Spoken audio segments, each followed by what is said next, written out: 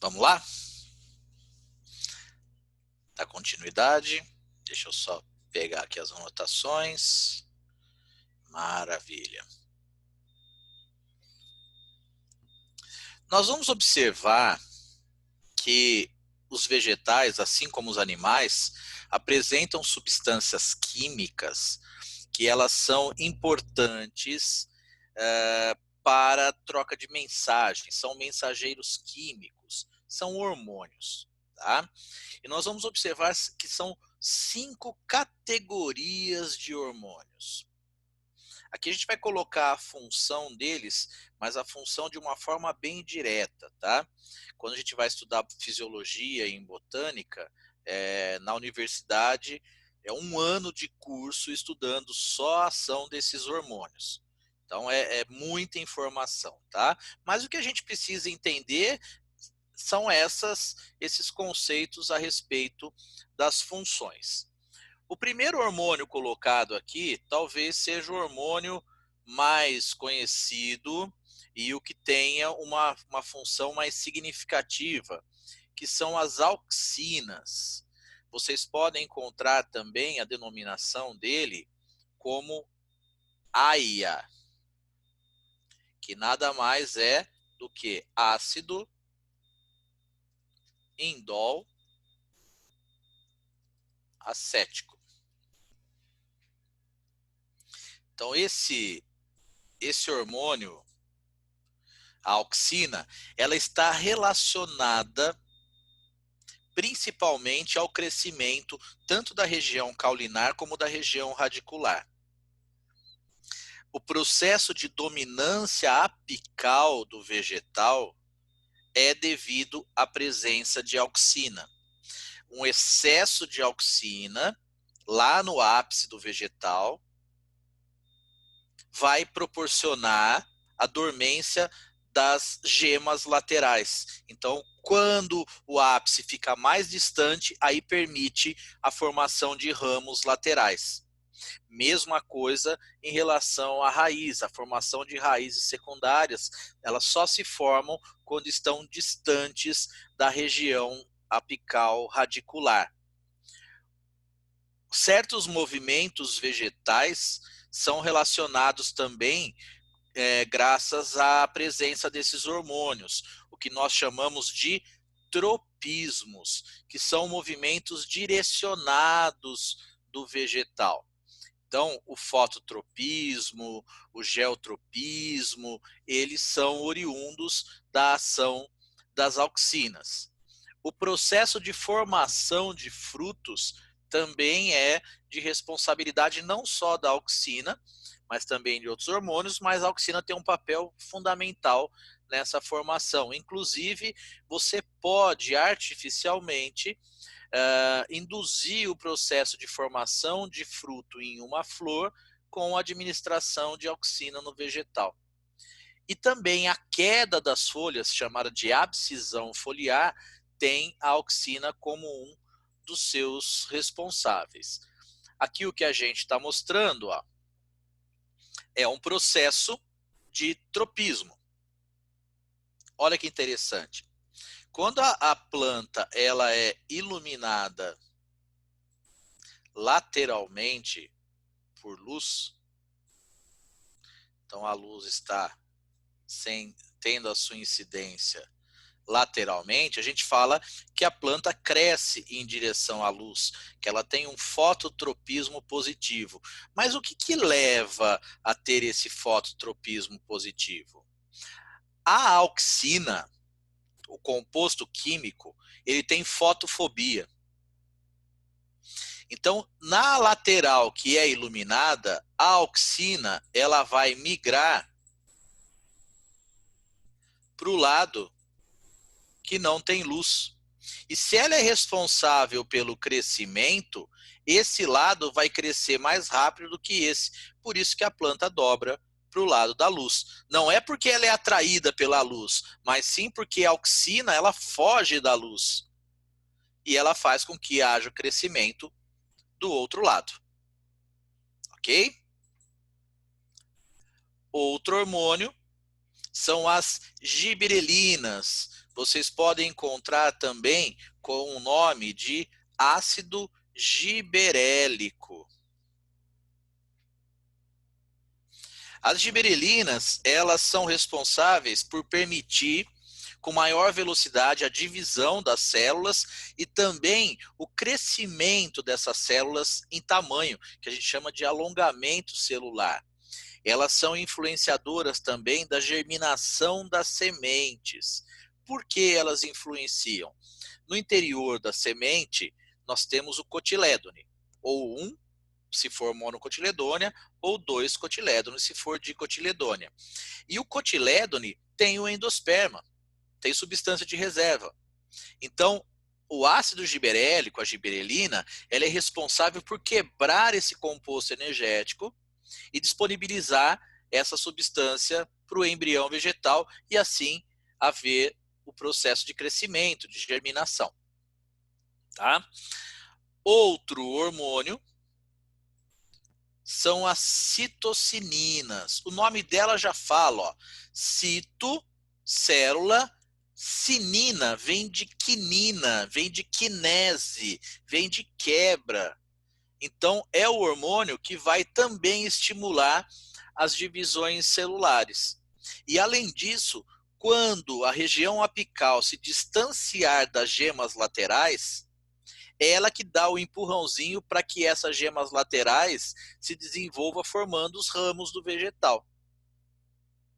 É responsável ainda pela diferenciação dos tecidos e auxilia, a presença dela faz com que nós tenhamos um retardamento do envelhecimento de órgãos.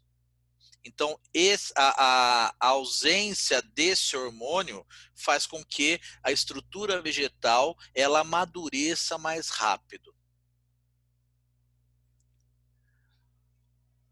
Outro hormônio, o ácido abscísico, o nome já diz, ó, abscísico, ela está relacionada com a abscisão.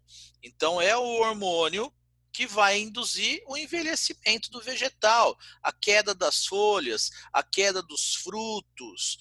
Esse hormônio ele vai inibir o crescimento.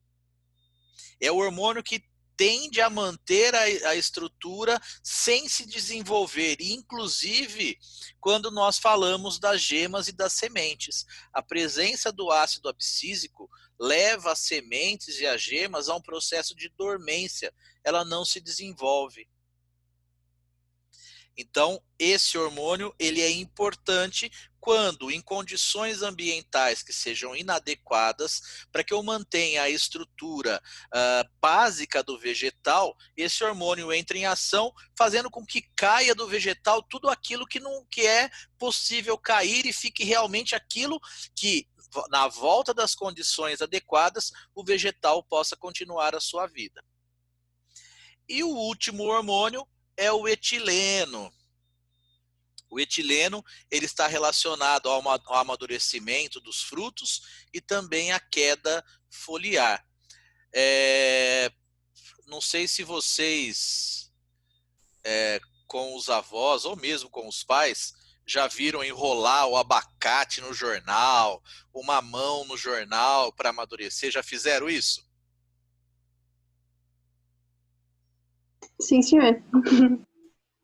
E fez por quê? Porque alguém disse que era bom.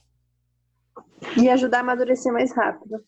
E por que ajuda a amadurecer mais rápido? Ah, e outra coisa, se for no mamão, tem que pegar a faca e fazer uns risquinhos nele, né?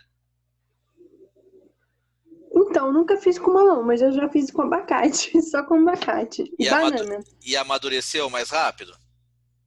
Sim. Por quê? Eu acho que é porque ficou abafado ou porque não teve... Não sei, por conta da luz, não ter luz. O etileno, desculpa te interromper, Luísa. Tranquilo. O etileno é um hormônio gasoso. Então, quando você enrola no jornal, você impede esse gás se dissipar para o ambiente rapidamente. E ele vai ficar em contato com o vegetal. O mamão, às vezes, faz um risquinho com a faca para liberar o etileno mais rápido. Então, o enrolar o fruto verde em um jornal, aumenta o processo de maturação dele. Ele vai amadurecer mais rápido. Se perguntar para os nossos avós, eles não sabem o porquê. Mas eles faziam isso e funcionava.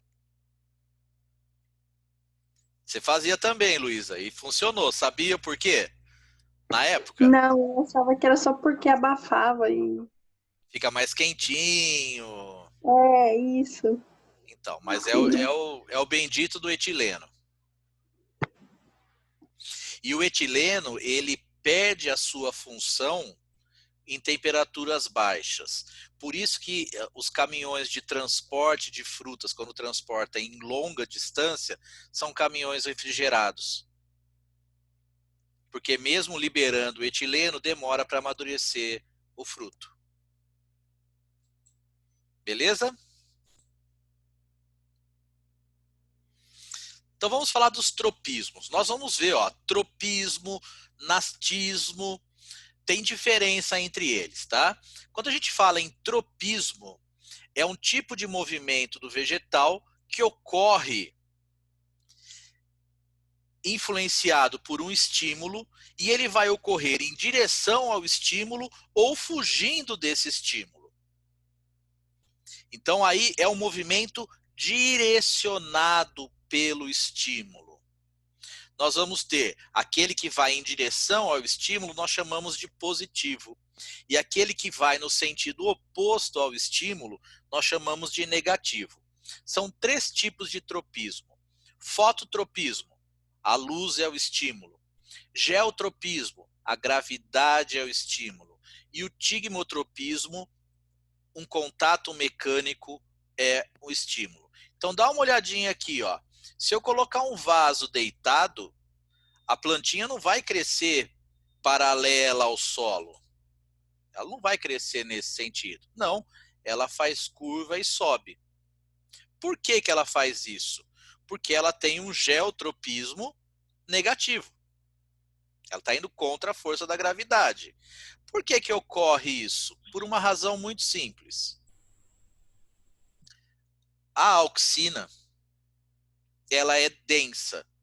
Então ela vai para a parte, pela gravidade, ela vai para a porção mais próxima do solo. E não é a auxina que promove o crescimento celular? Então, esse lado aqui cresce mais do que esse. Portanto, vai ter uma curvatura no vegetal, como a gente observa nessa imagem. Tem um experimento que o cientista pegou um vaso com uma planta e colocou ela num rotor. Então ela ficava girando o tempo todo. O vegetal cresceu assim. Qual a razão? Como ela estava girando, a auxina ficava distribuída igualitariamente. Não dava tempo dela acumular na região mais próxima do solo. Então o vegetal crescia paralelo ao solo e não esse crescimento perpendicular. Ok? Já o nastismo, ele também tem um estímulo. Só que o movimento ele não é direcionado a esse estímulo. O movimento acontece, mas sem uma direção certa, nem no sentido do estímulo e nem contra o estímulo. Então, por exemplo, tem vegetais que eles abrem as suas flores à noite, como a dama da noite. A luz é o estímulo, mas ela não vai em direção à escuridão porque todo o ambiente está escuro. Quando clareia, ela fecha. Ela não está indo na direção do sol, se movimentando, acompanhando o sol, como a gente observa no girassol. O girassol é um tropismo. A dama da noite é um nastismo. Um outro tipo de nastismo que vocês devem ter feito quando era criança é botar o dedinho na dormideira. Você encosta o dedo na dormideira, ela fecha os folíolos. Qual o objetivo desse? É justamente porque ao tocar, as células têm uma mudança de turgescência, perda de água, e a tendência dela é fechar. fechar para se proteger pelo toque. Então ela não foi somente no local que você tocou, ela muda toda a estrutura. Isso é um nastismo, um tigmonastismo. Beleza? Alguma pergunta, alguma dúvida em relação a isso, gente? Nastismo é ação mecânica e tropismo é ação do Não. Sol? Nastismo é um movimento com estímulo, porém não direcionado a esse estímulo, indo no sentido dele ou contra ele. O tropismo é movimento em direção ao estímulo, aí ele é chamado de positivo, ou contra o estímulo, que é chamado de negativo. Ah, sim. Entendi. Então, um é direcionado, o outro não. Beleza? Beleza, beleza. Por isso que tem fototropismo, essas coisas. Isso, tem fototropismo. O girassol é um fototropismo. A dama da noite é um fotonastismo. A ausência de luz faz com que ela se abra, mas ela não vai em direção à escuridão. Você não vê um movimento. Você vê a abertura da flor, que não tem um sentido direcionado para a abertura dela. Ok? Ok. Então vamos lá. Para falar da fotobiologia vegetal, nós estamos falando então de estruturas químicas que existem no vegetal, na célula vegetal, e que têm a capacidade de captar a energia luminosa. E de uma certa maneira, essa substância, ela pode passar parte dessa energia para a realização de alguns processos. Nós vamos falar especificamente dos fitocromos. O fitocromo é um pigmento, então é um composto químico, que nós encontramos em duas formas, como se fosse uma bateria, tá? Uma forma descarregada, chamada de inativa, que é o fitocromo PR, e outra forma que é ativa, como se fosse a bateria carregada, que é o fitocromo PFR. Esse fitocromo, ele tem a capacidade de absorver com grande poder a luz vermelha, os comprimentos de onda em torno de 660 nanômetros. Então, olha o que acontece.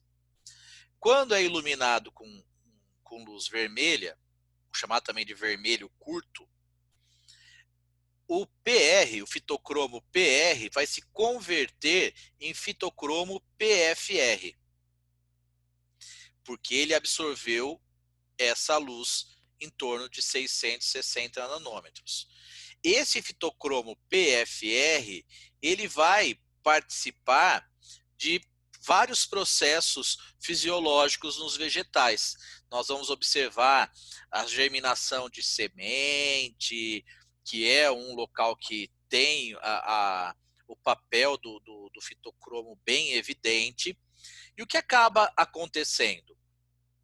Esse fitocromo PFR, ele pode ser convertido em fitocromo PR. Se ele absorver o chamado vermelho longo, é um comprimento de onda em torno de 760 nanômetros. Ou se ele ficar no escuro durante muito tempo, ele também vai perdendo a energia. Se eu iluminar diretamente com o vermelho longo, ele perde imediatamente a energia. Se ficar no escuro, ele vai perdendo lentamente. Então, olha que interessante na germinação das sementes. Vou ler com vocês aqui, ó. O efeito da luz sobre a germinação das sementes é denominado fotoblastismo. Aí nós estamos falando de divisão celular nas sementes, tá? Influenciado pela luz. Algumas sementes germinam somente quando estimuladas pela luz. Então, para que algumas sementes possam germinar, eu tenho que necessariamente iluminar. Então, se eu enterrar essa semente, ela não vai germinar, porque ela está no escuro. Então, eu tenho que jogar por cima do solo. Com quem vai acontecer isso? Por exemplo, a alface. E se ela precisa de luz, ela é chamada de fotoblástica positiva, porque ela precisa da luz. Outras, como a melancia eu tenho que enterrar a semente, porque ela é fotoblástica negativa. O que vai diferenciar quimicamente um vegetal que é fotoblástico positivo de um negativo vai ser a presença do fitocromo PR. Nas sementes que eu preciso de luz, eu vou ter um acúmulo desse fitocromo PR, porque ele tem a energia. No escuro ele perde essa energia. Se eu tiver muito desse composto nas sementes que são fotoblásticas negativas, ele vai inibir. Lá na semente fotoblástica negativa, eu tenho mais do fitocromo PR e não do PFR. Ok?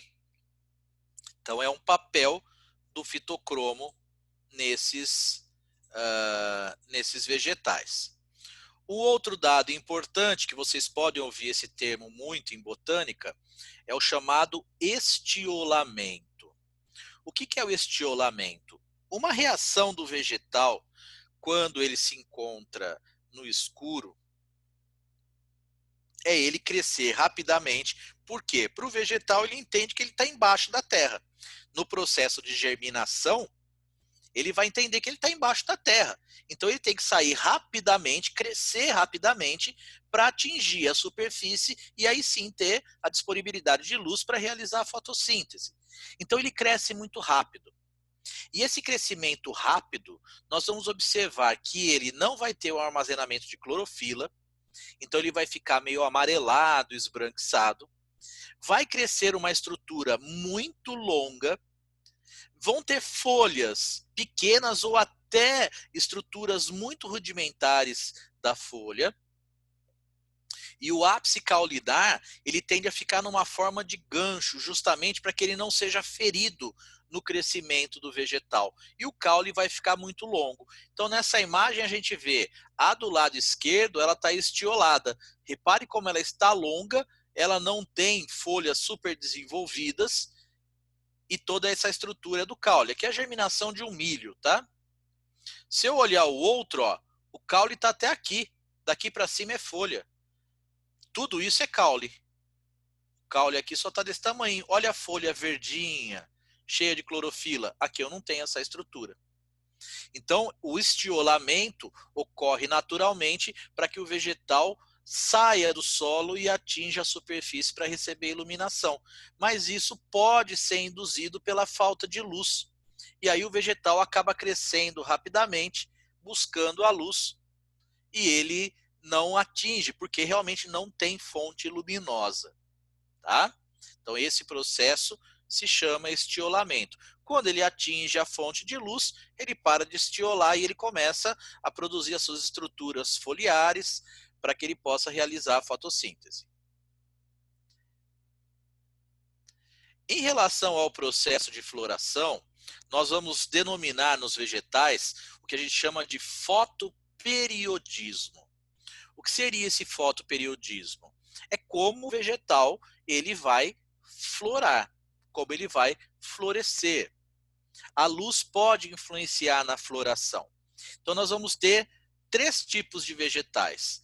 Aqueles que nós classificamos como neutros, que independe qual é o tipo de quantidade de luz que ele recebe. As chamadas plantas de dias curtos e as plantas de dias longos. A neutra, ela vai florescer independente do comprimento que nós temos entre o dia e a noite. O que vocês vão ver que é mais importante o processo sem a luz do que com a luz. Eles vão relacionar as duas. As plantas chamadas de dias curtos, elas vão florescer quando elas estão num período de escuro igual ou maior que o chamado fotoperíodo crítico, que é o mínimo de luz que ela tem que receber. Já as plantas de dias longos, elas florescem quando nós temos períodos escuros que são inferiores ao período crítico de iluminação. Então, nessa imagem aqui, mostra essa característica. Olha lá. Aqui eu tenho o dia longo. Repare que ela não floriu. Um dia curto, então pouca iluminação e muito no escuro. Ela acabou florescendo. Se eu iluminar pouco, opa, ela vai florescer. Mas durante o período de escuridão, eu der um pico de luz, então eu iluminei durante alguns minutos, ela acaba não florescendo. Já a planta de dia longo, olha lá. Se eu iluminar muito, ela floresce. Se eu iluminar pouco, ela não floresce. Mas se eu iluminar pouco e no período de escuridão eu der o pico de luz, ela acaba florescendo. Por que que acontece isso? Olha lá o fitocromo de novo. Nas plantas de dia curto, o fitocromo PFR, ele atua como inibidor da floração. Então essas plantas elas só vão florescer quando nós tivermos noites longas, porque à noite esse fitocromo ele perde a energia dele. Então, o que nós vamos observar que todo fitocromo FR vai se converter em fitocromo PR, deixando com que haja o processo de floração. Já nas plantas de dia longo, o fitocromo, ele induz a floração. Então, se tiver muito tempo de iluminação, é bom, porque eu vou ter bastante fitocromo FR. Para planta de dia curto, muito fitocromo FR inibe. Para a planta de dia longo, lembrando que ele capta a luz e ele se energiza, para essas plantas ajuda a florescer. Ah, mas aqui é um dia curto e recebeu um pico de iluminação aqui no meio. Justamente esse intervalinho de luz aqui serviu para recarregar o fitocromo FR. E aí permitiu a floração. Beleza? Alguma pergunta em relação a isso, gente?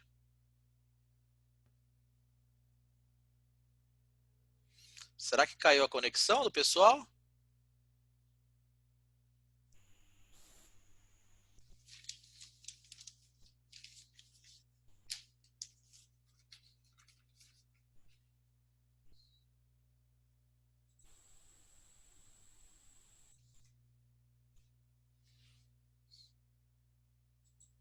Nós estávamos em 7 na primeira aula, na virada ficamos em 6, agora estamos em 4. Tá muito difícil o que eu estou explicando, gente? Não está entendível? Me deem um feedback aí.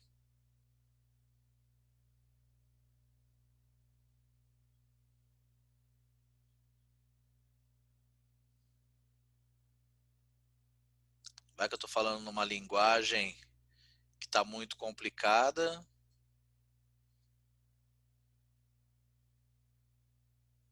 Então, tá jóia. Vamos lá para os... Eu Desculpa, acho que não é Luísa. nem a questão da linguagem, professor. É só que, tipo, a matéria mesmo não ajuda muito. Não ajuda. O senhor fala, dá até para entender, sabe? Só que na hora, pelo menos eu, Luísa, particularmente, quando eu vou fazer os exercícios, às vezes eu fico tipo, meu Deus, o professor realmente deu isso, sabe? Com o senhor falando é fácil, sabe? A gente Aham. entende, capta, mas aí na hora de fazer os exercícios, mesmo que... Então, mas se vocês tiverem alguma dúvida no momento de realizar o exercício, pode me mandar uma mensagem. Às vezes eu não consigo responder imediatamente. Hoje eu respondi, eu acho que umas 10 questões de pessoal que mandou, eu não estou conseguindo fazer. Teve assim uma que estava desesperada, eu tentei fazer, respondi para ela em 15 segundos a questão. Então assim, acaba sendo rápido. 15 segundos de gravação de áudio. Ela me fez uma pergunta, o que eu só peço assim, fala assim, não consegui fazer essa questão. Tudo bem, mas não conseguiu o quê? Teve dúvida no quê? Expõe a dúvida, porque daí fica fácil de eu responder para vocês, tá? Tá bom. Beleza? Mas Beleza, obrigada. não se aveste, não.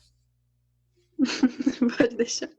Então vamos fazer essa primeira questão aqui, ó. O esquema representa um experimento em que as plantas foram colocadas em tubos com igual quantidade de água, devidamente vedadas para evitar a evaporação. A planta do tubo A foi mantida intacta. A do tubo B teve suas folhas totalmente cobertas por uma camada de vaselina. Cada tubo mostra o nível de água no início do experimento, indicado por NI, nível do início, e o nível do final, NF. Então, olha aqui, a plantinha que estava normal, no início a água estava aqui em cima e no final a água estava aqui. A planta que foi coberta por vaselina, no início o nível estava aqui e no final aqui. Repare que a planta B perdeu menos água do que a planta A. Ok? Aí pergunta, por que os níveis de água ficaram diferentes no tubo A e B? Qual a razão que levou até a diferença de nível de água? Tampou o estômago, né? De uma e... Na verdade, a vaselina, ela impermeabilizou a transpiração cuticular. A estomática provavelmente ainda está ocorrendo. Ah, Então aí, ó, podemos... qual que é mais importante? A estomática acontece em maior proporção, não A é? estomática ocorre em maior proporção. Então, ó, nós podemos afirmar que a planta do tubo A apresentou maior transpiração do que a do tubo B. Ele só perguntou por que o nível ficou diferente. A gente vai dizer que porque na A teve mais transpiração do que na B. Correto? Professor, Oi. transpiração e evapotranspiração, qual que é a diferença? Transpiração e evapotranspiração. Transpiração você usa geralmente mais com animais. Evapotranspiração você está falando de vapor. Então você acaba falando mais de vegetais. Mas os dois termos estão corretos, tá? Tá bom. Então aí, ó, encaixa no que você falou lá, ó. Eu acabei trocando a bola aqui.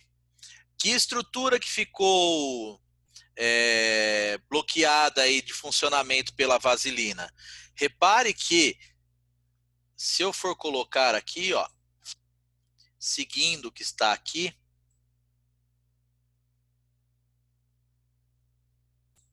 aqui é o que perdeu de água. A maior porção foi o estômago. Então nós podemos dizer que a vaselina, ela fechou a cutícula ou é o estômago? No estômago. Fechou o estômago.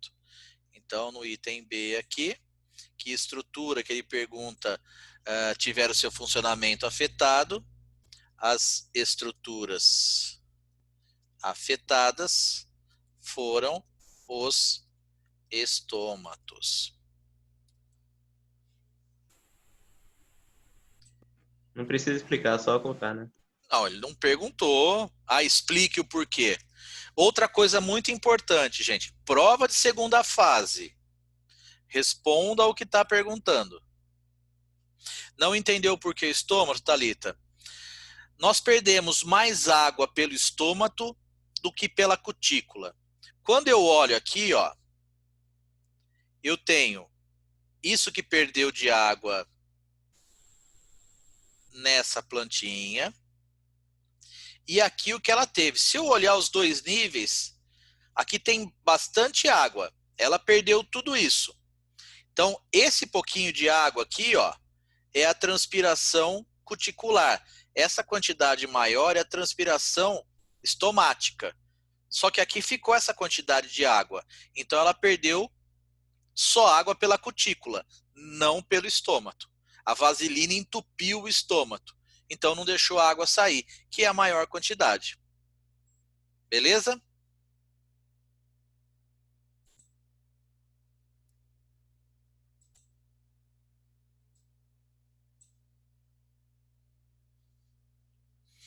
Vamos lá para o C. Ainda não entendeu. Então vamos lá. Pensa o seguinte, ó. Essa planta aqui, a planta A, ela perdeu tudo isso de água. Vou até tirar aqui as linhazinhas. Ixi, se eu vou apagar que é mais fácil.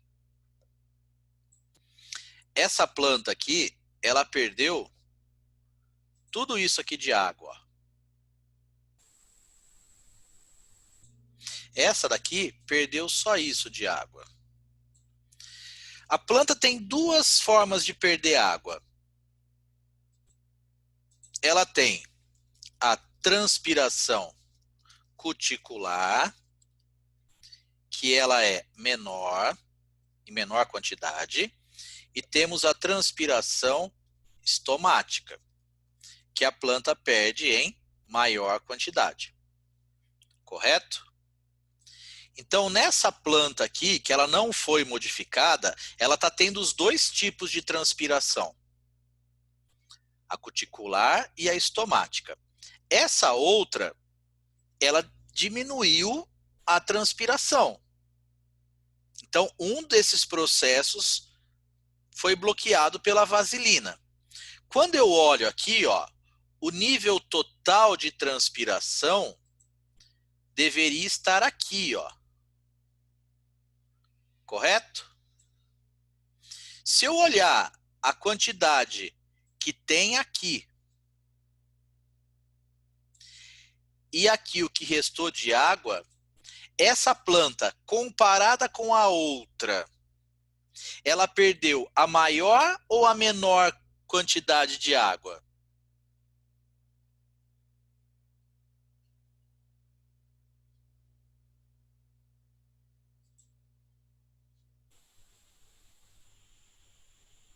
Ela perdeu a maior quantidade? Olha bem aqui no gráfico, ó. Eu vou até colocar em outra cor aqui. Vou colocar em azul, ó. Isso aqui está em vermelho. Qual? Opa, setinha não.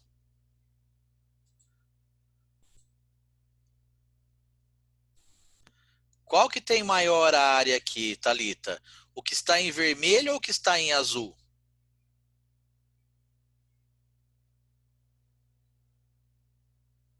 O que está em azul. O azul ela não perdeu. Ela perdeu só o que está em vermelho. Continua aqui pintadinho, ó. Ela perdeu só o da transpiração cuticular. Ela perdeu só a menor parte. A maior parte de água ainda está nela. Por quê? Porque ela não perdeu água por estômago. Por isso que a porção afetada é a porção estomática, não a cutícula. Beleza? Joia? Gente, tá acabando o tempo. Eu vou abrir a sala só para a gente finalizar essa questão, tá? Vou fechar e abrir novamente, beleza? É só clicar lá no link de novo.